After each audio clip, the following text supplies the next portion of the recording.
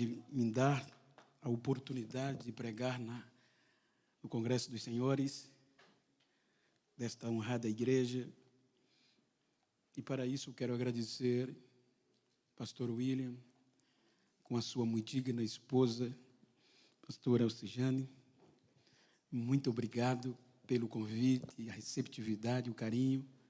Em vossos nomes, estendo a minha gratidão a todo o ministério, a toda a igreja.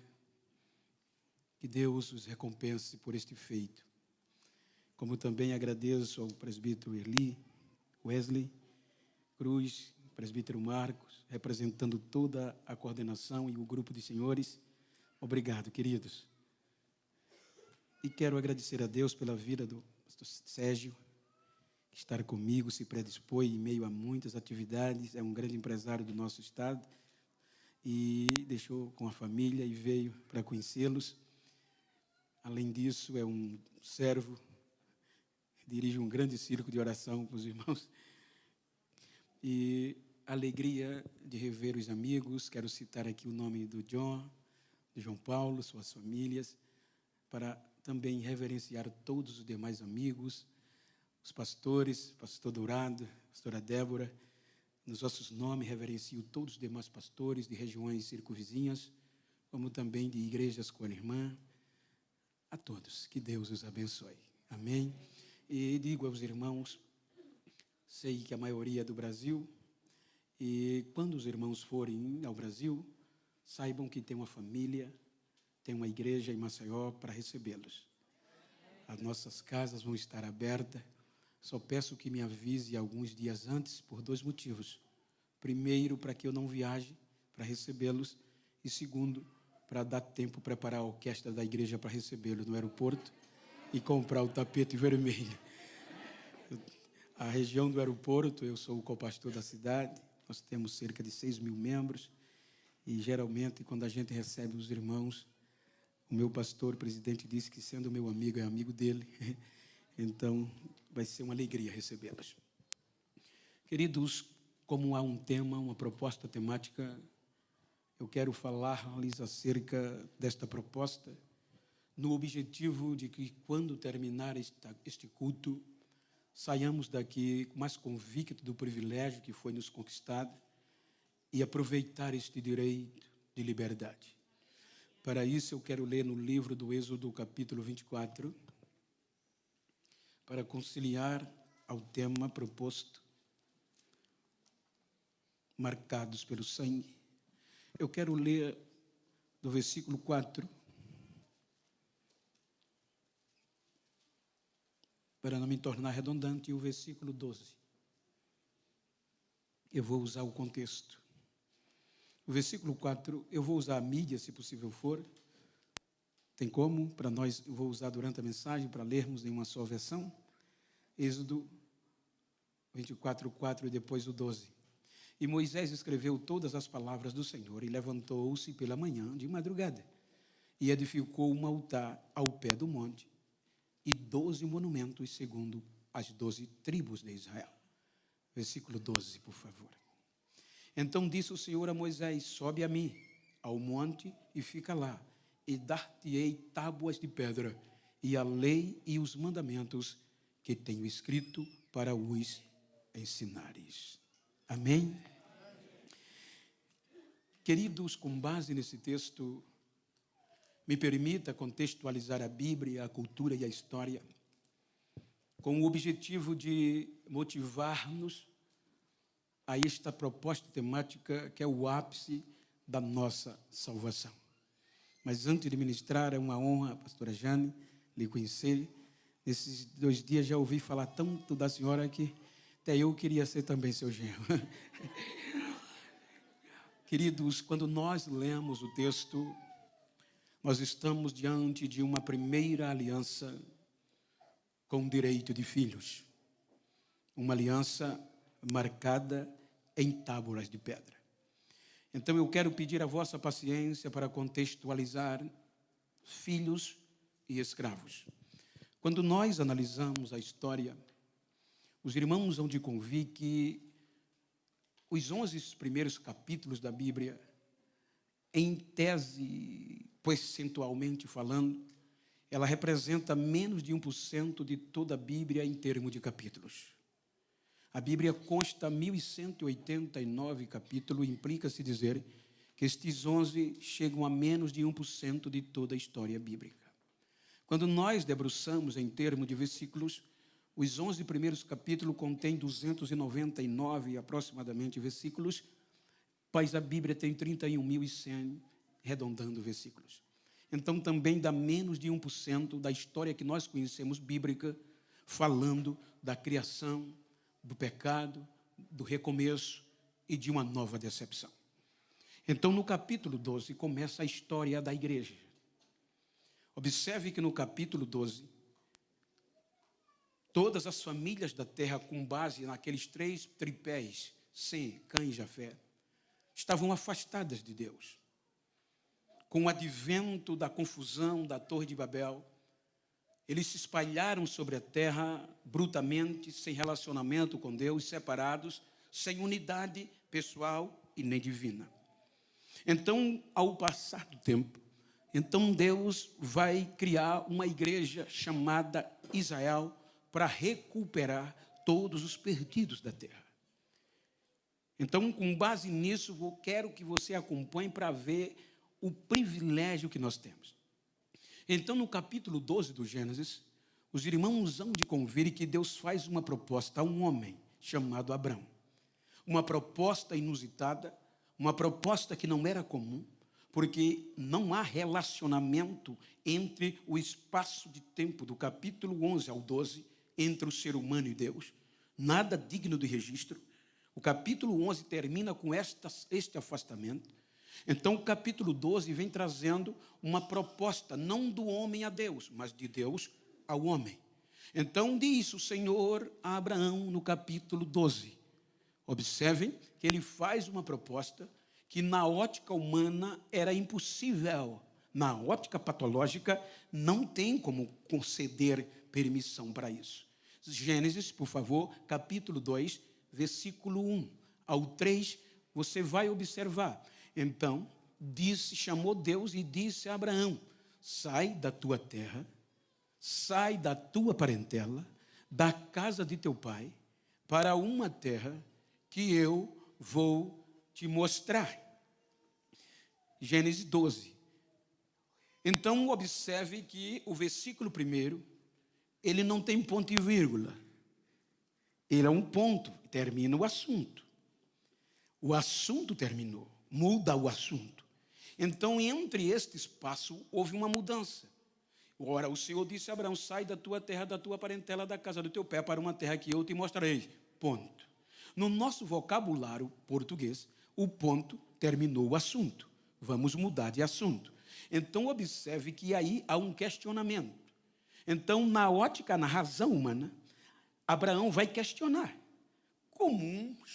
Que não era comum uma visão desta.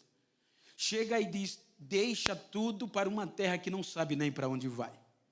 Ora, se eu hoje estou aqui, pastor William, vocês, se hoje Deus usar um profeta e chegar aqui e dizer que vocês deixem Londres, os que moram aqui, e vão para nem saber onde há, você vai orar, vou orar, vou ver se é Deus.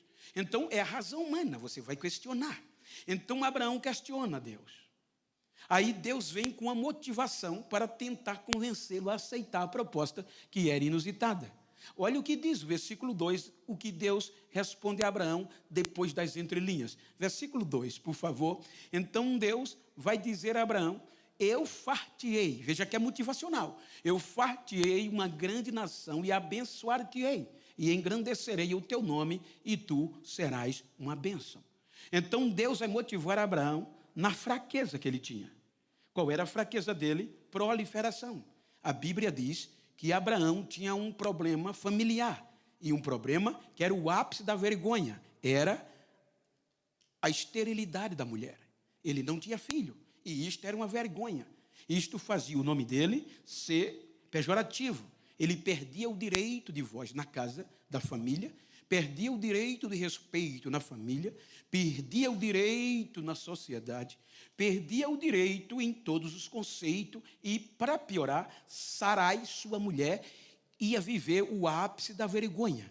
Então, diante da sogra, por exemplo, pastora Jane, Sara não teria mais valor, porque não produz. Se não produz, é uma vergonha. Então, na cultura da época, a pastora Jane todo dia estava na casa de Abraão, como mãe de Abraão, dizendo a Sarai: vai embora, você fez o meu filho passar vergonha, dá lugar a outra para que possa produzir. Então, o ápice da vergonha para a mulher era isso, e para o homem. Aí Deus vem e diz que vai tirar esta vergonha dele, vai fazer dele uma grande nação, porque só quando Deus devia fazer uma grande nação, vou te dar filhos e vai prosperar, e vou te fazer famoso, vou engrandecer o teu nome, toda a terra vai ouvir. Então, veja que foi isso que ele motivou Abraão. Porém, no versículo 3, ele diz o objetivo. Ele motiva, faz a proposta, e no versículo 3 ele diz: abençoar-te-ei o que te abençoar, amaldiçoei os que te abençoarem, e em ti serão benditas todas as famílias da terra. Olha o projeto, igreja, para recuperar todas as famílias caídas, afastadas até o capítulo 11. Aí Deus propõe a Abraão, e Abraão aceita e sai sem saber para onde ia, numa esperança de que Deus ia cumprir o que prometeu. Então, se você observar os primeiros capítulos 12 e 13, onde ele chegava fazia um culto, onde ele chegava levantava um altar e adorava. Mas a partir do capítulo 14, já vão passando cerca de 10 anos, e nada de filhos. Para piorar, Ló, que era um seu filho adotivo, porque quando o seu irmão morreu, ele assumiu a paternidade de Ló, então Ló o abandona. Quando termina o capítulo 14, ele está arriscando a própria vida para salvar Ló e a família. Mas quando chega no capítulo 15, a esperança desvanece, porque já estavam 10 anos aproximadamente e nada acontecia. Aí é quando ele volta da guerra, que chega em casa e encontra Sarai desgostosa, murmurando, e com razão. 10 anos se passaram, você salvou Ló, salvou a família dele, e eu continuo na vergonha. Eu acreditei tanto como você, e olhe que Sara tem razão. Sarai está coberta de razão. Aí ele percebe que Sarai tem razão e se enclausura em um ambiente depressivo. Se você analisar o capítulo 2, ele vai desenvolver um período de crise emocional, de uma crise circunstancial tão profunda que ele não tem força nem para botar a cara de fora da tenda. Se você olhar o capítulo 15, precisou Deus descer no céu e nem Deus a princípio conseguiu convencê-lo. Capítulo 15, depois dessas coisas, por favor, de que coisas? Do capítulo 14, que é a guerra. E depois do capítulo 15, versículo 1 por diante, você vai ver que diz a Bíblia, no capítulo 12, 15 do Gênesis, versículo 1. Então, depois dessas coisas, veio a palavra do Senhor a Abraão em visão, dizendo o quê? Não temas, Abraão, eu sou teu escudo, teu grandíssimo galardão. Então, só neste versículo você já vê que o medo prevalecia. Ele estava com medo tão grande que a esperança da promessa vai sucumbindo, vai embora. Aí Deus vem numa visão e vem dizendo a ele, cara a cara, parecendo a ele: não tenha medo. A promessa está de pé, eu sou o teu escudo, foi eu que te prometi. E a tua recompensa vai ser grande. Mas não consegue motivá-lo. Veja o que o versículo seguinte diz. Versículo 2, por favor. Leiam. Olha a dúvida.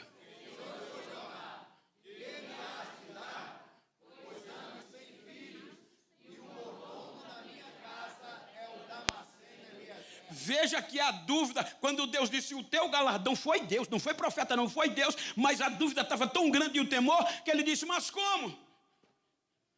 Que eu estou sem filho ainda? O que o Senhor prometeu não cumpriu?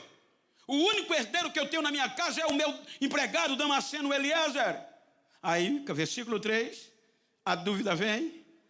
Versículo 3, disse mais a Abraão: eis que não tens dado semente, e eis que nascido na a esperança foi embora. Somos seres humanos, você não é o único que quer desistir. Já começou pelo pai da fé, porque o tempo e o silêncio de Deus arranca a nossa esperança, apodrece os nossos ossos. Aí, quando ele desabafa, aí o que é que a Bíblia diz no versículo 4?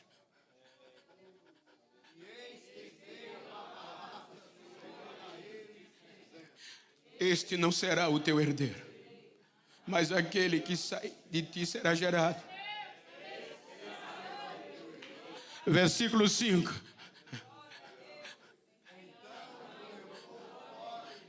Ponto. Para aí nos 2 pontos. Então, quer dizer que ele estava trancado na tenda. Levou. Ele não teve força de sair, aí Deus arranca. Olha lá. E o levou. Então Deus arranca ele para fora. E era de dia. Ele arranca só para mostrar que a proposta estava de pé. E diz o que a ele?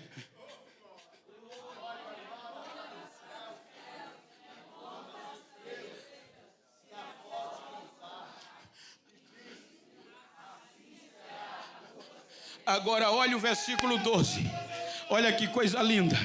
Versículo 12, o que é que diz? Ponto, espera aí, pondo-se o sol. Então quer dizer que o sol só se põe à tarde. Então Deus arrancou Abraão da tenda de dia, de manhã.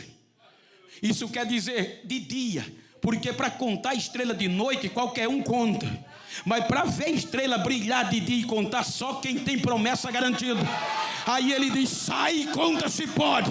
Quem tem promessa de Deus pode ver estrela brilhar mais do que o sol. Quando termina o dia,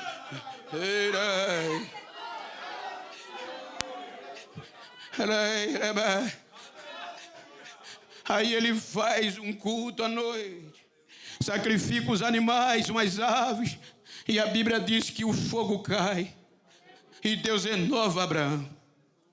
Aí ele vai chegar ao capítulo 16. Quando ele chega na tenda do capítulo 16, só ele foi renovado. Sarai tem uma ideia da Mesopotâmia. A ideia da Mesopotâmia, legalmente falando, pela lei da Mesopotâmia, se uma mulher casou com um homem, na cultura da época, 10 anos ela não conseguiu produzir, ou não gerou, então ela pode pegar a sua escrava e dar ao marido, para o marido ter relacionamento com ela, gerar um filho, e o filho será dela, da patroa. Então observe que quando H entra na história, ela entra no mais baixo nível da sociedade, escrava. É por isso que eu quero que você grave isso. H é um símbolo nosso, gentios. Porque desde o capítulo 12 está separação. Judeus, filhos.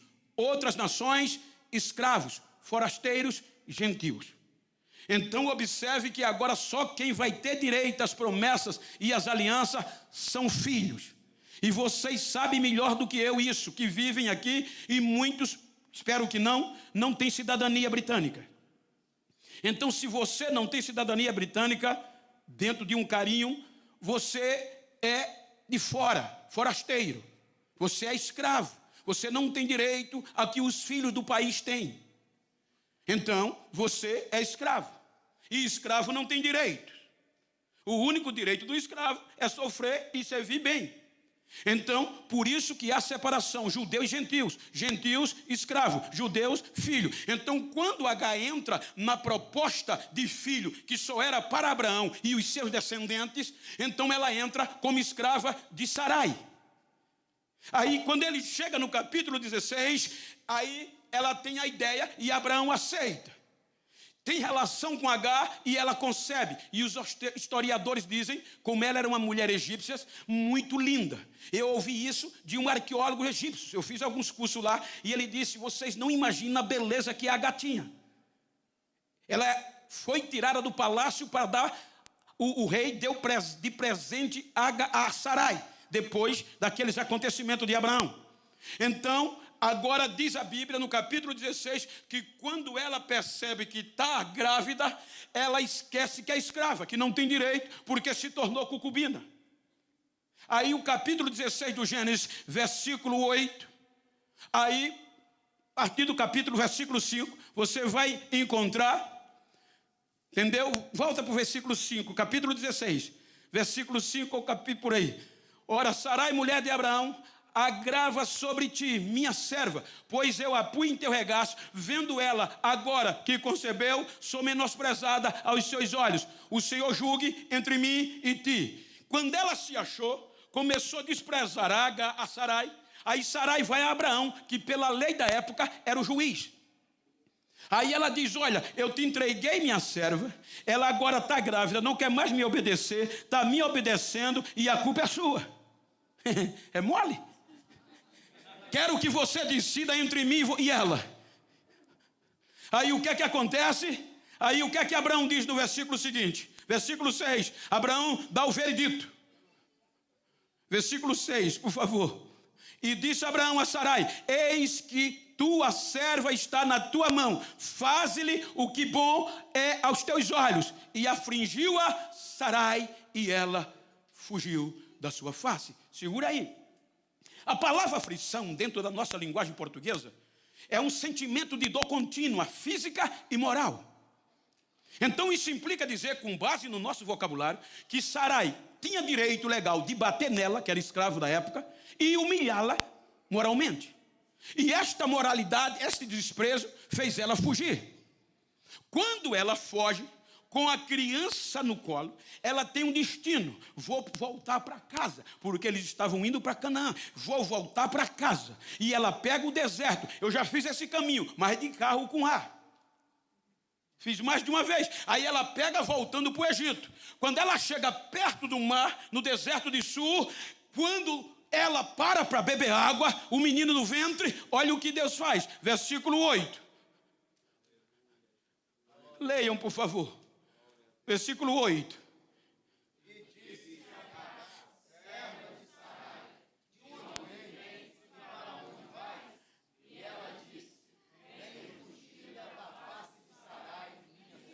Versículo 7 diz que o Senhor, o anjo do Senhor, não foi o anjo do Senhor, o próprio Deus em personificação, ele vem e olhe que ele diz primeiro o nome. Veja que até aqui ela só entra como escrava, como serva, mas Deus já chama pelo nome, Agar, serva de Sarai. Ele não chama primeiro o apelido, porque dentro dela também tinha filho de um Abraão. Aí ele diz, Agar, serva de Sarai, de onde vem? Estou fugindo da minha senhora. Humilha-te e volta, porque este projeto que está no teu ventre é meu também. Guarda isso. Ela volta, se humilha e aceita, porque não tinha outra alternativa. Era o único, a esperança de Sarai era Ismael no ventre de Agar. Ele nasce, continua em casa. Capítulo 18, capítulo 17. Aí Deus aguentou todo o erro de Abraão, do capítulo 15 até o 17, em silêncio. Mas quando ele chega no 17, em vez de desistir de Abraão, em vez de desistir do projeto Sarai, ele vem no capítulo 17 para renová-lo. Capítulo 17 do Gênesis, versículo 1. Sendo, pois, Abraão da idade de 99 anos, apareceu o Senhor a Abraão e disse-lhe, eu sou o Deus Todo-Poderoso, anda na minha presença e ser perfeito. 24 anos depois do capítulo 12. Mesmo Abraão errando, ele não desistiu. Ele disse, agora eu vou renovar você, mas não desiste, vou renovar Sarai. Vou mudar o teu nome de Abrão para Abraão, pai de uma multidão e mãe de uma multidão. Não é mais Sarai, é Sara. Eu renovo os dois agora. Deus não desiste de quem ele chamou.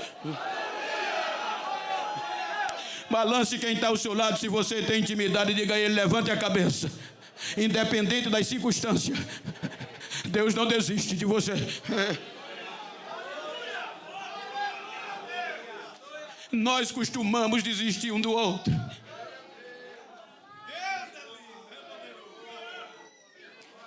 Renova Abraão e Sarai. Capítulo 18.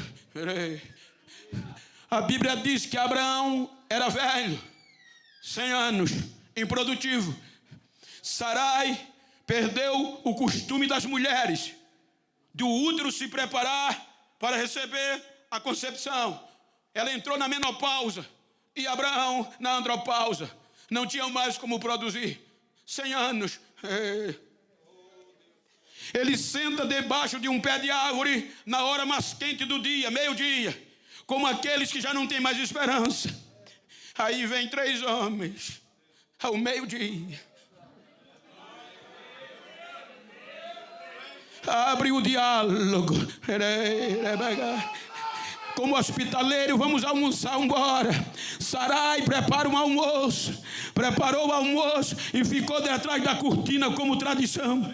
Aí um dos anjos levantou a voz e disse: Abraão, daqui ao tempo determinado, Sarai, tua mulher, vai ter um filho. Aí ela riu, porque na ótica humana até eu dava gargalhada, porque não tinha mais como. Quando ela riu, aí o anjo disse: por que Sara está rindo? Estou rindo, não está assim. Sara, me responde: há alguma coisa impossível para Deus? Há alguma coisa que Deus não possa fazer? Ele vence. Quando tudo foi embora, capítulo 21 de Gênesis. Capítulo 21. Gênesis capítulo 21, por favor. Só para a igreja acompanhar a raciocínio. Sendo Abraão da idade, o Senhor visitou a Sara. O que é que diz o resto? E fez o Senhor a Sara como tinha falado. Versículo 2. E concebeu Sara ao tempo determinado, quando nada dizia que ia acontecer, quando todas as esperanças foram embora, quando todas as condições patológicas acabaram, o menino veio. Olha para quem está ao teu lado e diga: esse é o meu Deus que me marcou. Versículo 8 do capítulo 21. O menino cresceu, Isaque foi desmamado. Então Abraão fez um banquete no dia que Isaque foi desmamado. Versículo 9. E Sarai olhou de longe e viu Sara, que o filho da egípcia, Agar, brincava ou zombava com o Isaque. Agora tem uma alternativa. Ismael é escravo, filho da escrava. Isaque é detentor da herança, é filho. Aí ela vai no versículo 10 para Abraão. Capítulo 16, ela fugiu. Agora não, vai ser despejada. E ela diz a Abraão: deita fora esta serva e seu filho, porque o filho dessa escrava não herdará com o meu filho Isaque. Ela olha para Abraão e diz: quero mais não, serve mais não. Nem para ser escravo presta mais. Joga fora. E para piorar, Abraão vai orar com o coração dolorido, e Deus diz: escuta o que Sara disse. Se ela mandou jogar fora, a escrava é dela, joga. Mas eu não desisto dele.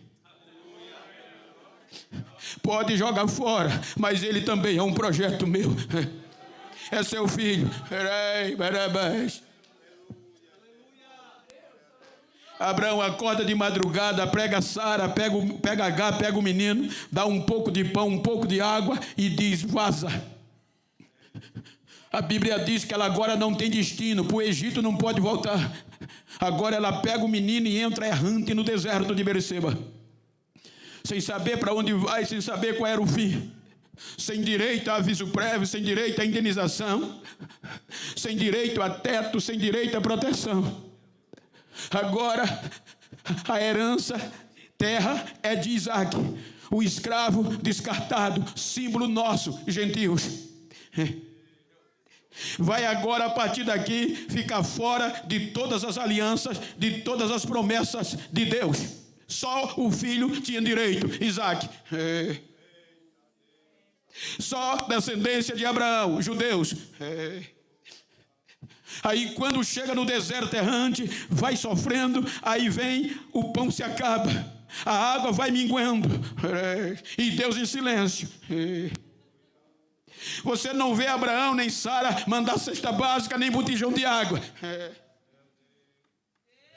A água acaba, o lábio de Ismael seca, ainda menino, e ela diz, não tem mais jeito, vai morrer. Para não ver morrer, jogou debaixo do pé de árvore. No capítulo 16 ela parou para beber água, porque tinha, aqui nem água tem.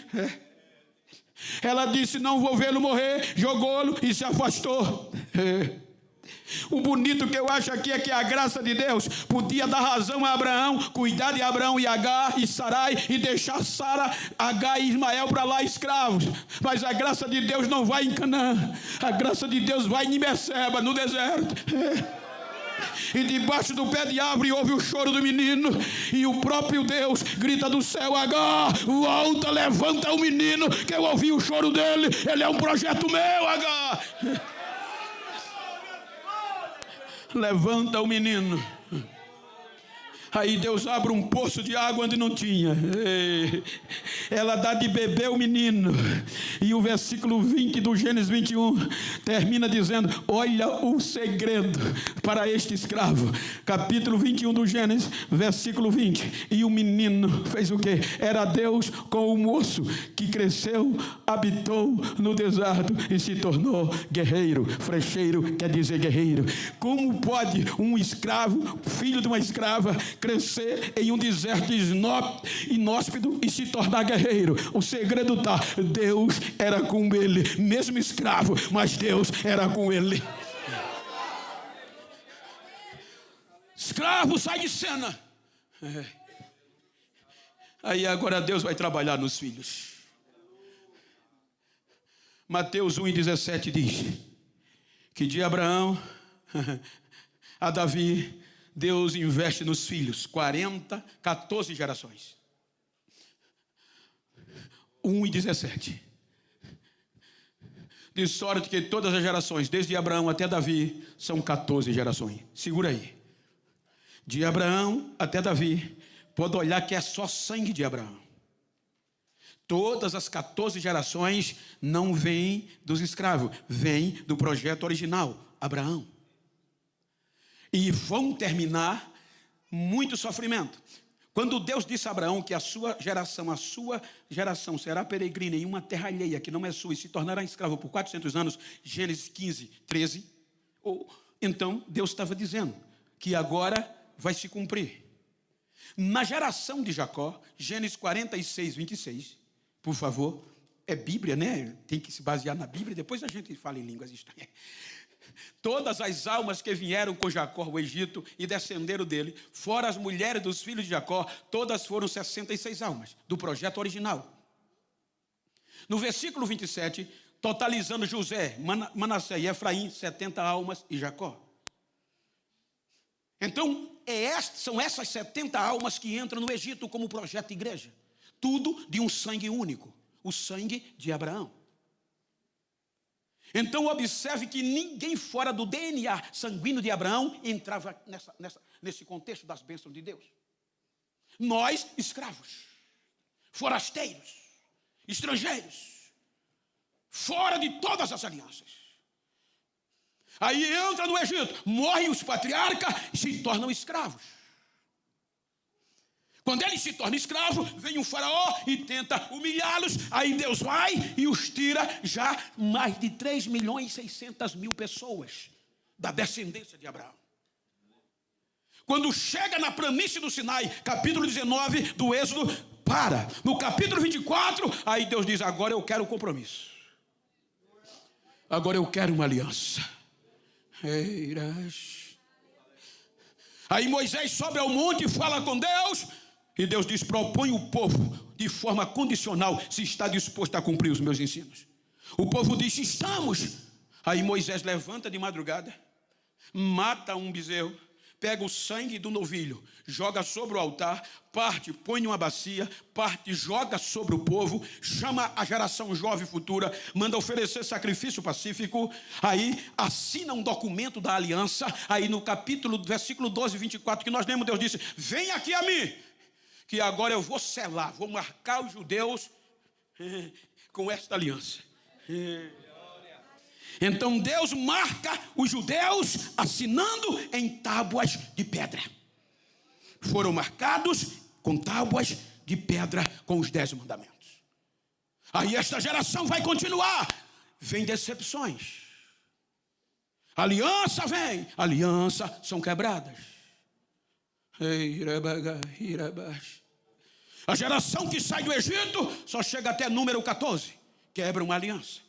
Aí Deus disse: esta geração não vai entrar, mas eu não vou desistir. A geração de 20 anos para baixo que saiu do Egito vai entrar, exceto Josué e Caleb. Esta geração entra na terra prometida. Capítulo 2 dos Juízes, versículo 10. Toda aquela geração que cruzou o Jordão morreu. E foi também congregada toda aquela geração a seus pais. E outra geração após ele se levantou, que não conhecia o Senhor, nem tampouco a obra que ele fizera. Olha, gente, isso aqui é uma lição para nós do século 21.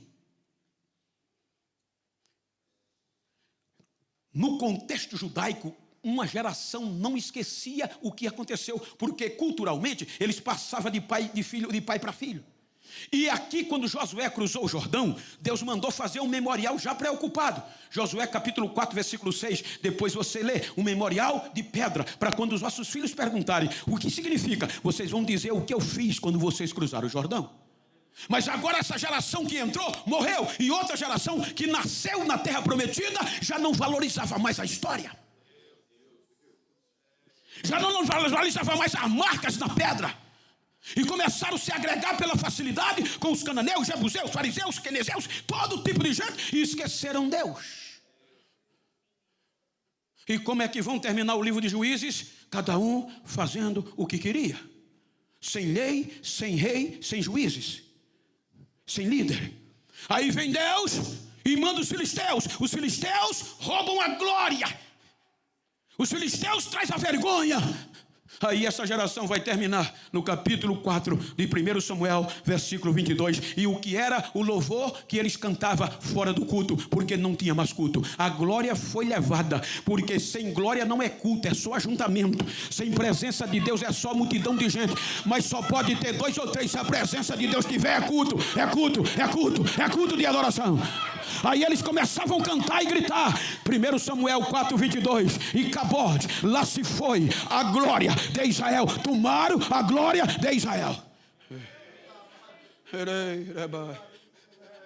Mas Deus não desiste.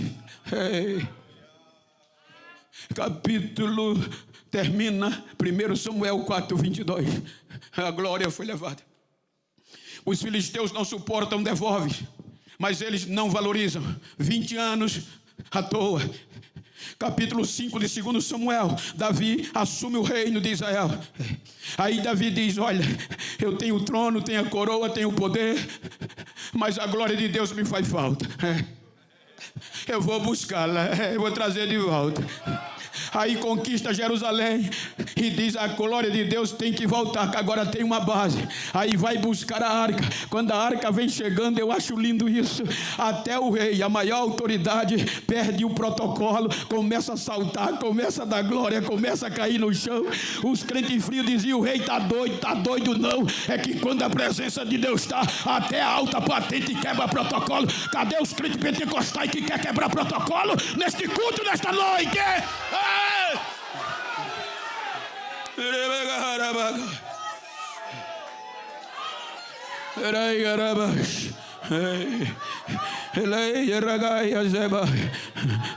Eu tenho pregado em grandes congressos, vocês são testemunhas. A média de público que eu prego é de 10 mil para frente. Também prego para 3 do mesmo jeito. O batido é o mesmo. A dificuldade é que tem igreja linda, bonita, que às vezes a gente fica até com vergonha de subir, de tão brilhoso é o lugar. Mas quando você vai pregar, o bilhetinho tá: Bento, prega devagar, que o povo aqui é elite, é sensível. O povo aqui não chora mais, o povo está depressivo, aqui não pode fazer barulho. Ai, não tem jeito não, meu filho. Mas eu louvo a Deus que eu estou na Batista Church e aqui ainda tem poder, não tem? Aqui ainda tem crente quebrando o protocolo, não tem? Aqui ainda tem senhores que partem para cima, não tem?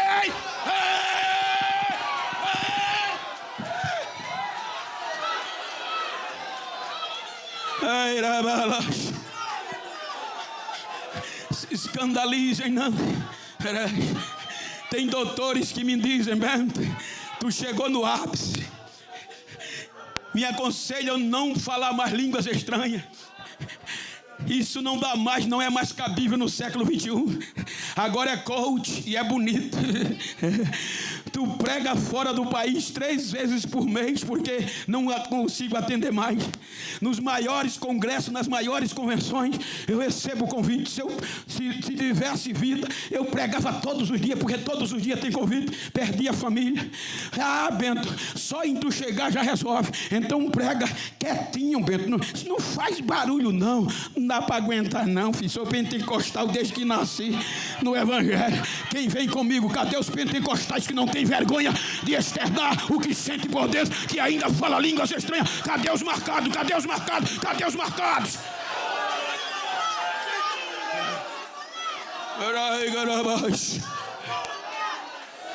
Esqueceram?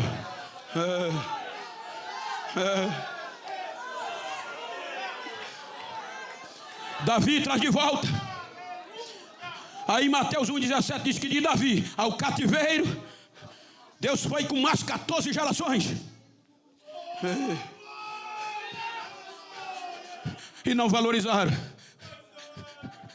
As 14 gerações de Davi terminam em Jeremias, capítulo 52, versículo 13.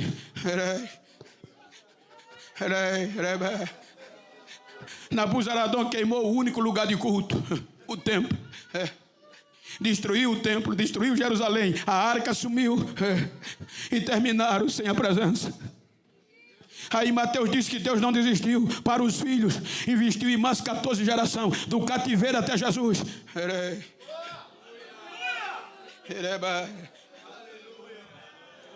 Aí Lucas diz que no tempo antes de Jesus, no período intestamentário, poucos anos antes dele chegar, entre 30 anos antes, até ele chegar, havia um esfriamento, a corrupção total. Não se valorizavam mais, davam mais valor às tradições humanas do que à lei de Deus. Aí tinha um crente velhinho que ainda esperava algo novo e dizia: Senhor, não deixa eu morrer não, sem ver a tua glória de novo, sem ver a tua glória entrar em Jerusalém.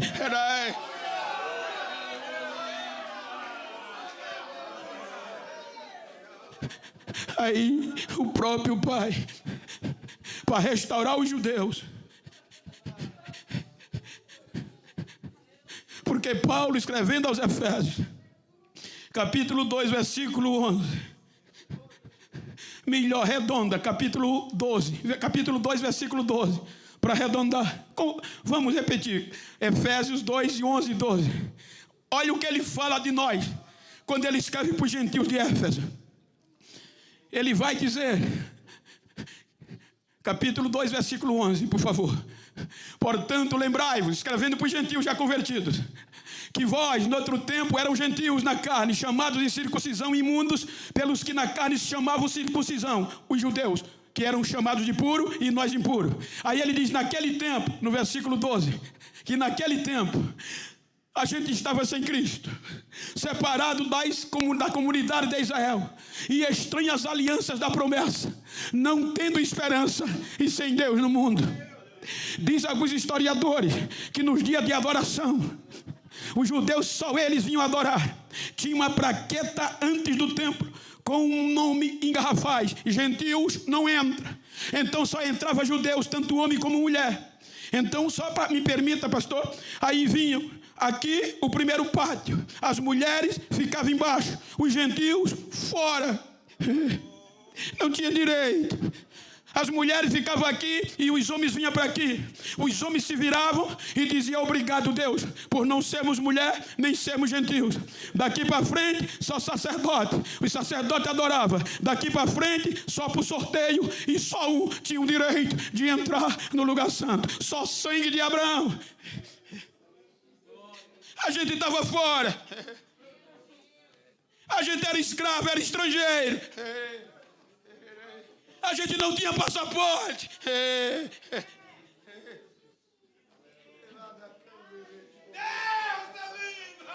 Só os filhos de Abraão. Aí João capítulo 1, versículo 11. Para restaurar este povo, primeiro coloca Mateus. Mateus 1:1, para dar sentido. Mateus vai falar da originalidade do DNA de Abraão. Livro da geração de Jesus Cristo, filho de Davi, original. O sangue original. O DNA original. Aí João capítulo 1, versículo 11, ele diz: ele veio para os que eram seus, mas os seus não receberam. Quando eles rejeitaram a justiça de Deus, conforme Paulo escreve aos Romanos, aí Romanos 11, versículo 25, aí Paulo diz que Deus endureceu o coração dos judeus, e acreditou, e Deus disse: eu vou colocar os gentios agora.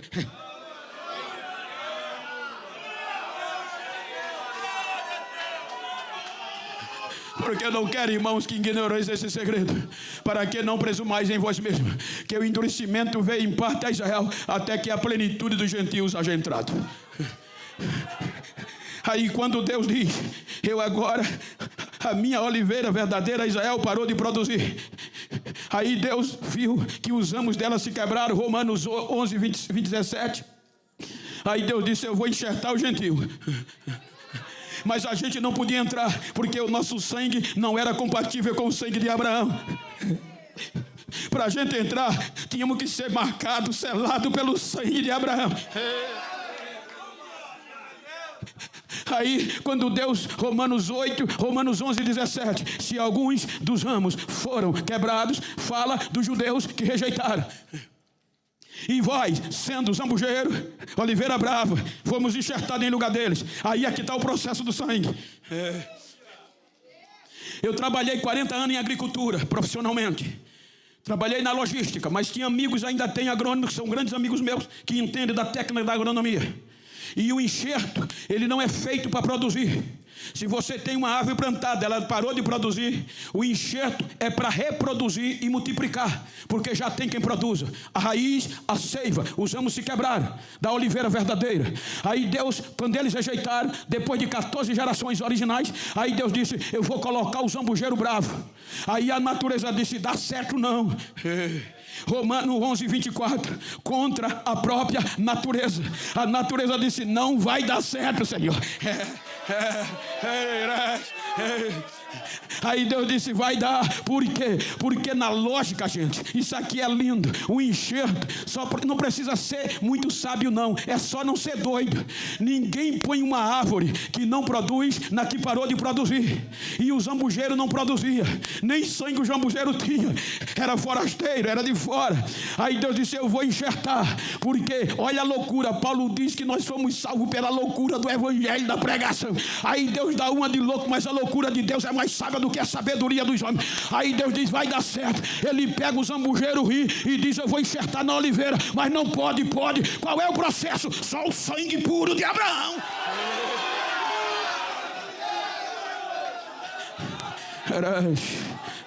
Romanos 8, 32. Leia em voz forte. Aí Deus diz: vou desistir não.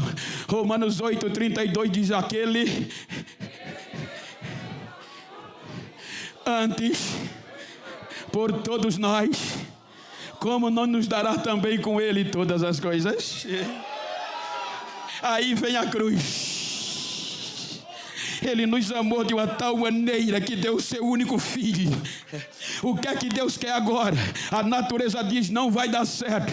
Deus quer juntar judeus e gentios e judeus, e dos dois fazer um só povo, com direito à mesma aliança. Para a gente entrar, tínhamos que ser adotados como filho de Abraão, e para sermos adotados, tinha que diante de Deus o sangue de Abraão prevalecer. E de onde vem Jesus? Filho de Davi, filho de Abraão, ele entra.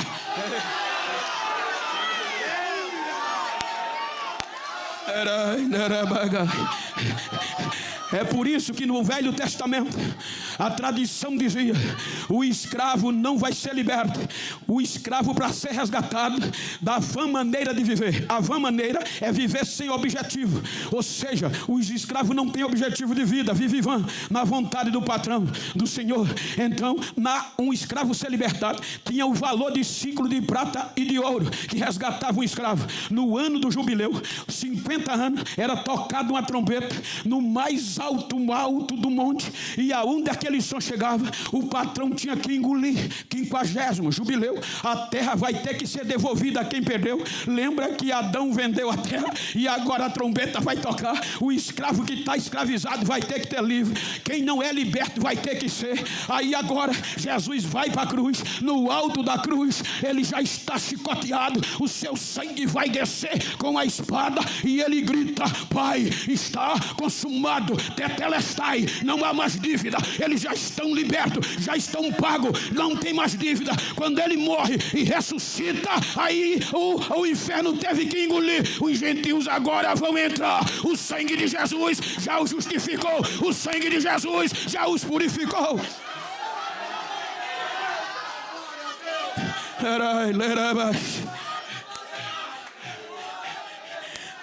Foram selados os judeus com tábua de pedra. Aí, agora olha o que é que o sangue de Jesus faz com a gente. Gentios, ele senta à direita do Pai e diz: Pai, eu prometi à minha igreja que Israel nunca teve. Derrama o teu Espírito. E não é para ir e voltar como no Antigo Testamento, é para descer e ficar com ela para sempre. Aí Deus diz: então eu vou marcar a sua igreja. Olha ali, ó. Cadê o tecladista? Me ajuda aqui, o teclado. Qual é a marca que está no teclado? Nord Eletro. Vai dizer quem o fabricou e se é forte ou não. A bateria, Roland. Olha, tem que respeitar, é ou não é? Quem entende de música. Aí Deus disse: agora eu vou selar a minha igreja não em tábua de pedras, é o sangue do meu filho. Aí Lucas diz que de repente desce do céu o barulho de um vento impetuoso e veemente, e enche toda a casa, e todos foram cheios do Espírito Santo de Deus, e começaram a falar novas línguas conforme o Espírito concedia que falasse. Aí ninguém vai sustentar mais, porque foi naquele dia que a marca veio pelo sangue. Olha aí, segunda carta aos Coríntios, eu quero que você leia para dar glória comigo. Segundo os Coríntios, capítulo 1, versículo 21 e 22. Aí Paulo vai escrever aos gentios de Roma, a partir do versículo 20, dizendo que todas quantas promessas de Deus há em Cristo sim. Versículo 22, vai lá, segundo os Coríntios, capítulo 1, versículo 21 e 22. Leia, a igreja, rapidinho, vamos lá, 1, 2, 3.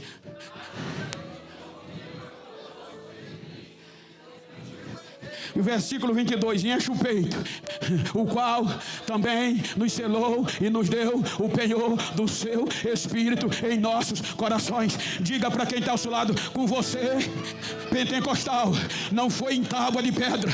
Deus selou na tábua do teu coração pelo sangue de Jesus. Agora o selo está na tábua do coração. É por isso que quando o inferno vê, sabe quem é o dono. Quando o inferno quer parar, ele sabe quem é o dono. A marca está lá, é propriedade exclusiva de Jesus, é propriedade, a marca está lá, a marca está lá.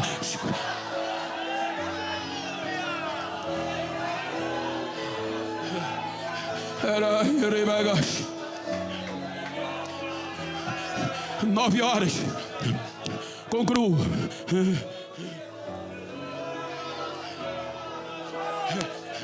Agora é para a gente explodir aqui. Quem tem essa marca? Aí Paulo vai escrever aos Efésios. Vocês leram, mas vamos continuar. Aí depois da marca, Efésios 2, versículo 13 por diante. Vocês leram, a gente estava longe. Aí Paulo diz: mas agora em Cristo Jesus, vós que antes estavam longe, já pelo sangue de Cristo chegaste perto. Ou seja, Sara disse que a gente não ia herdar a terra. Olha o que vai acontecer depois da marca, versículo 14 até o 19. Porque ele é a nossa paz, o baixinho teclado, o qual de ambos os povos fez um, derrubando a parede da separação, aquela mureta que não nos dava direito a gente adorar. Versículo 15: na sua carne desfez a inimizade, isto é, a lei dos mandamentos, que consistia em ordenança, para criar em si mesmo dos dois um novo homem, fazendo a paz. 16: pela cruz reconciliar ambos com Deus em um corpo, matando com ela as inimizades. 17: e vindo ele, evangelizou a paz a nós que estávamos longe e aos judeus que estavam perto. 18: porque por ele ambos temos acesso a Deus em um mesmo Espírito. Agora é vocês, assim, leiam, assim, que já não sois mais estrangeiros, nem forasteiros, mas agora são concidadãos da família de Deus. Diga para quem está ao seu lado: não sou mais escravo, agora eu tenho um passaporte, agora eu sou cidadão do céu, agora eu sou cidadão, agora eu tenho direitos.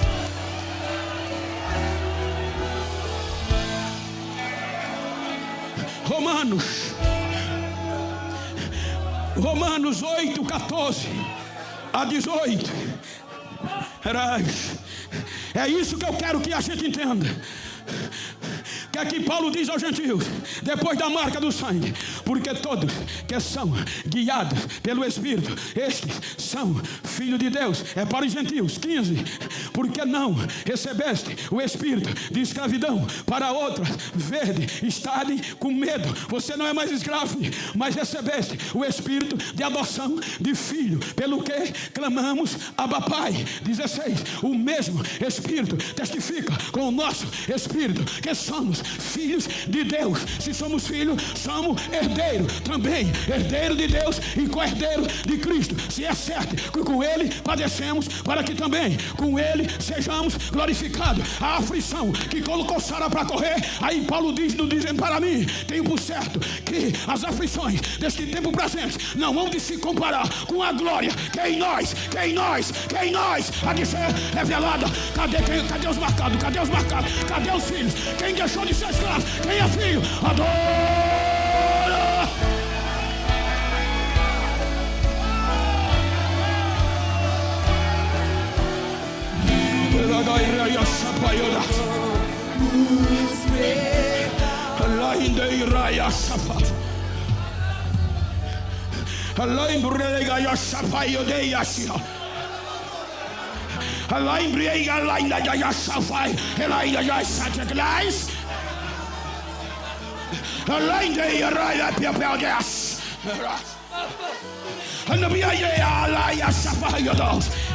A minha apoteose está sendo manifestada neste ambiente. Eu estou renovando vidas nesta noite. O meu espírito está tirando da tristeza e colocando alegria. Eu estou quebrando corações entristecidos, diz o Senhor, e estou colocando um coração sensível. Recebam a apoteose da minha glória, diz o Senhor desta igreja. Agora, cadê os marcados? Agora, o inferno não tem nada a ver. Você tem o sangue, tem a marca do sangue. Agora!